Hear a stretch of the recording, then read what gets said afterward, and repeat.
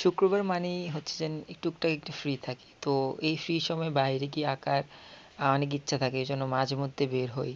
তো আজকেও সেই অনুযায়ী হচ্ছে বের হইছিলাম যে কিছু আঁকবো, বাট কি আঁকবো মাথায় কিছু আইডিয়া ছিল না।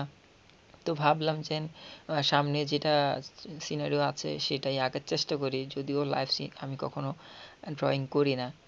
তো বসছি, বসার 5 মিনিটের মধ্যেই সাইডে কিনারে মানুষ একদম আমার চারপাশ, সবাই বাচ্চা দেন হচ্ছে বড়, সবাই আমাকে ঘেরাও করে রাখছিল। তো এত মানুষের মাঝে আঁকাটা আমার কাছে একটু মানে একটু আনকমফোর্টেবল ফিল হচ্ছিল যে এত মানুষের সম্মুখে আঁকা, তার উপরে সামনে সিনারিওটা সুন্দর যদি না হয় মানুষ কি বলবে যে আমি কি আঁকতেছি, এরকম হেজিটেশন ফিল হচ্ছিল। তবু আমি আঁকতেছিলাম বসে। আমার সাথে যে গেছিল সে বলতেছিল আনকমফোর্টেবল ফিল হলে উঠে যাও, তা আমি বলছি না, আমার কাছে সমস্যা হচ্ছে না, কিন্তু এই মানুষ চারিখানে তেমন ভাবে ঘেরাও করেছিল যে আমি সামনে যে সিনারিটা আঁকবো ওটাও হচ্ছে যে দেখতেছিলাম না।